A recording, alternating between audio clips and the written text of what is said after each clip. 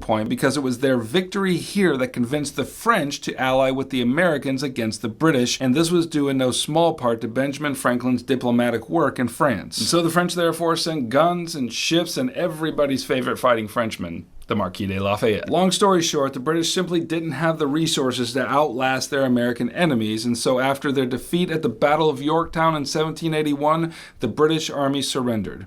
America, against all odds, was an independent nation, and what's even more astonishing is that the success of the American Revolution inspired similar revolutions in France and then later in Haiti. Okay, now that we got ourselves our own nation, we're going to need ourselves a constitution and a government, and we got both in the Articles of Confederation. So before, during, and after the Revolution, states had assembled their own constitutions and governments. And in those states, they largely put the power for governance in the legislative body, or the lawmaking body. And so when Congress convened to hammer out the Articles of Confederation, they largely borrowed from that model. And by 1781, the states had ratified that document, and it was now the Constitution of the new United States. And it's going to be important for you to know some of the provisions made in this document for the new federal government. First, you should know that, like the states, all power for the federal government was put into the legislative body. There was no executive office, which is to say a president, and there was no judicial branch either. Additionally, there was no provision for a national military force, and maybe most significant is that the federal government under the Articles had very limited power to tax. If they wanted revenue from the states, they just had to go knock on the door and ask nicely, and you can imagine how that went. Now, one of the more immediate problems that needed to be handled by this new government was the problem of westward migration. Warfare between westward pushing settlers and Indians continued to occur, and there were many folks going west and squatting on the land without any legal ownership. So in order to regulate this territory, Congress passed the Northwest Ordinance of 1787, and this is arguably the best thing that the federal government did during its time under the Articles. Essentially, this legislation accomplished two very important things. First, it provided a plan for how unformed territories could be occupied and then applied to the Union for statehood, and second, it abolished slavery in the Northwest Territory. But even with this legislative win, the Articles soon showed their weakness, and this happened at the hands of a little event called Shays' Rebellion. So economically, the U.S. during this time was kind of a dumpster fire. Many farmers had fallen into debt while they were actually off fighting in the Revolutionary War. And when they returned, many of them were unable to pay their debts because of inflation and new taxes being imposed upon them. And they made formal petitions to the federal government for relief, but to no avail. Now, Daniel Shays happened to be one of those farmers, and he lived in Massachusetts. He gathered a militia of about 1,000 other angry farmers and headed to the town arsenal where they planned to arm themselves and wreak havoc. However, they were pretty quickly squashed by the local militia. Now,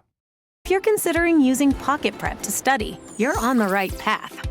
Pocket Prep offers exams by the local militia. Now, that's not much of a story. Why is it important? Well, the importance of Shays' Rebellion is this. It displayed the weakness of the Articles of Confederation. Now, how is that? Well, this uprising actually alarmed state and national leaders who began to wonder how many other angry farmers could rise up and try to kill them. And when they realized that there was no president to call and there was no national army to come help them in this situation, the Articles then seemed like a very flimsy document. And so, in light of all of this, a constitutional convention was called in 1787. Now, the stated purpose of this convention was to revise the Articles and to shore up its weaknesses, but it soon became apparent to all who attended that what was really needed was a new constitution altogether. And so debates began on the ideas of a new constitution of the United States. And almost immediately, two factions began to form. The Federalists were more urban folks with a commercial background, and they wanted a stronger central government. The Anti-Federalists, on the other hand, were more rural folks, and they liked the states having the power, and they opposed an increase in the federal government's power. And of the many debates they had within that Congress, maybe the most heated one was over how the people would be represented in this new government. One idea was summarized in what was called the Virginia Plan, and this plan argued for representation by population. And it shouldn't surprise you since Virginia was one of the most populous states. And think about it, if states are represented in the government by population, who is the most powerful? Well, it's the big states. And so the small states heard this and were like, well, and they proposed a different plan called the New Jersey Plan. This argued that states should be represented equally, and if this was the arrangement, who has more power? Well, it's the small states. And at hearing this, the big states were like, y'all so crazy. And out of this debate came something called the Great Compromise, and under this plan, the legislative branch would be split into two houses, which is to say a bicameral Congress. In the House of Representatives, states would be represented by population, and then in the Senate, states would have equal votes, 2 votes per state. Now, another contentious issue they had to debate with respect to representation was how how to account for the large enslaved population in America, especially in the South. Southerners wanted all their enslaved laborers to be counted because that would boost their power in the House. But Northerners, who had relatively few slaves, opposed this. So the compromise they reached was known as the 3/5 Compromise. Essentially, it just said that for purposes of representation, they would just count up all the enslaved people in a particular state, take 3/5 of that number, and then that's how many seats would be added to their House representation. And so a new constitution was drawn up that provided for a more robust central government, but at the same time, it took pains to check and balance the power of that government by splitting it into three branches: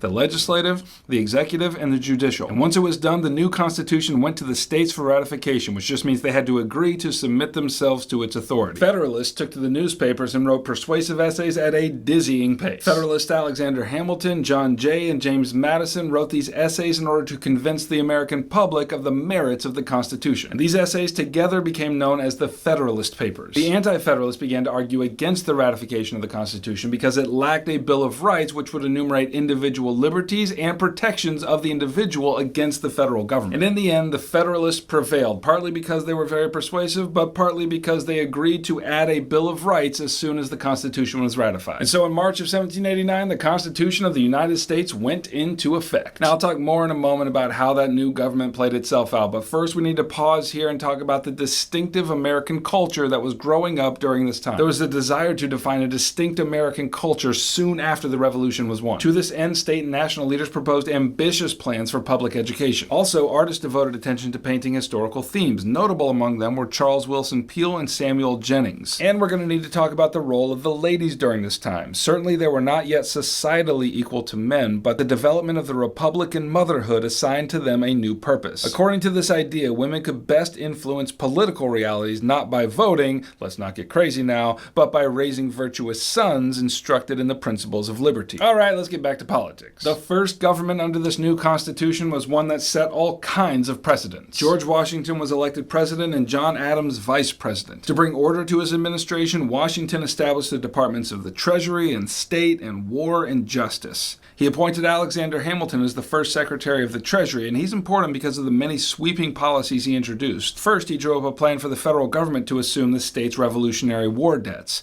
Consolidating these debts, he argued, would bind the nation together while simultaneously improving the credit of the nation.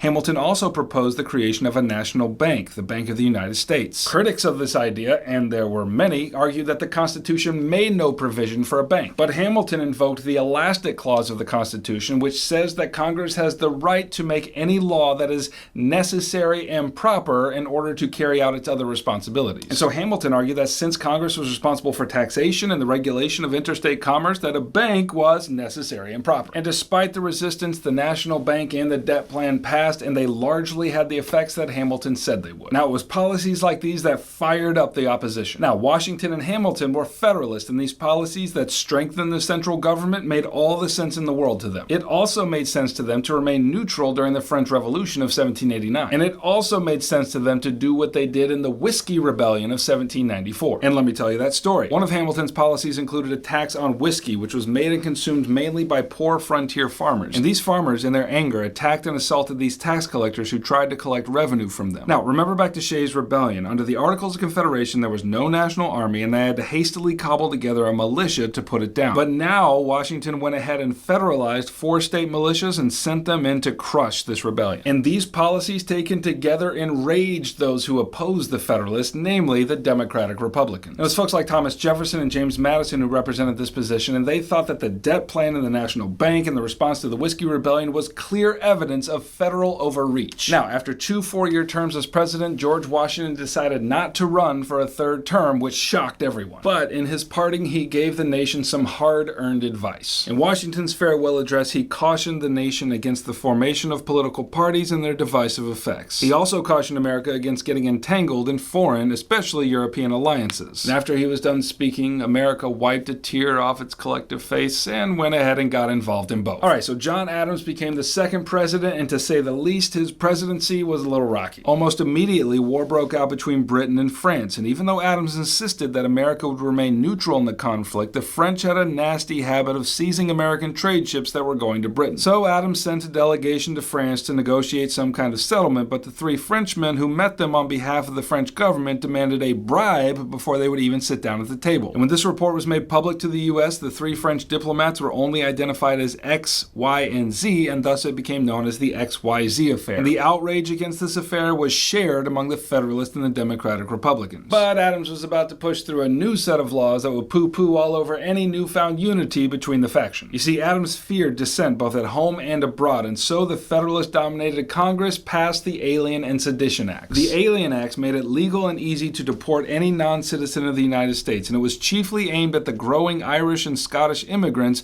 who opposed the Federalist sympathies for Britain. The Sedition Acts made it illegal to criticize the government publicly. And it's probably not going to surprise you to find out that the Democratic Republicans were incensed at this clear example of federal overreach. And their response to the Alien and Sedition Acts was formed in the Virginia and Kentucky resolutions. And in these resolutions, the Democratic Republicans argued that any law passed by the federal government that is blatantly unconstitutional can, with good conscience, be nullified by the states. Needless to say, John Adams was not elected to a second term in 1800. That mantle passed to Thomas Jefferson. Now, we'll pick up with Jefferson's administration in Unit 4, but for Unit 3, we still have two other things we need to talk about. First, the relationship between the newly formed United States, Britain, Spain, and the American Indians, and then second, the legacy of slavery. All right, first, the relationship between the U.S., Britain, Spain, and the American Indians. Now, there was a common concern among political elites stretching all the way back to the Washington administration about these three entities and their threat to U.S. political sovereignty. And in order to deal with the increasing conflict with Indians and Americans who were migrating west, Congress passed the Indian Trade and Intercourse Act. And this law regulated the relationships among settlers and Indians and made provisions for fair dealings. But settlers be settlers, and they largely ignored this. And so as westward migration increased, so too did conflicts with the American Indians and the British who supported them. And then there's Spain. Also due to westward migration, there was tension with Spain on the southern frontier border of the United States. And so to tidy that up, we got the Pinckney Treaty. And this decided once and for all where the border was between the U.S. and Spain. And just in case you're wondering, the border was established at the 31st parallel. And finally, let's deal with the legacy of slavery in this newly formed nation. As we settled into independence, distinct regional attitudes towards slavery began to emerge. In northern states, there was a rapid population growth of free blacks. Some states, like New Jersey, actually granted free blacks who owned property the right to vote. Additionally, in Philadelphia, blacks formed the first African-American church denomination in the United States, which was known as the African Methodist Episcopal Church. But in the South, it was a different story. There, the black population was mostly enslaved, and that enslaved population was growing rapidly. Additionally, new legislation made it almost impossible to free slaves. And as slaveholders began to migrate into the Western Territory, they brought their enslaved people with them and established the institution in places where it had never existed. Now, that's going to cause all sorts of problems for the next half century, but that's where we're going to leave it for Unit 3. Alright, that's what you need to know for Unit 3, the AP US History curriculum. If you want all the review materials of which this video is one small part, then click here and grab my ultimate review packet. It'll help you get an A in your class and a 5 on your exam in May.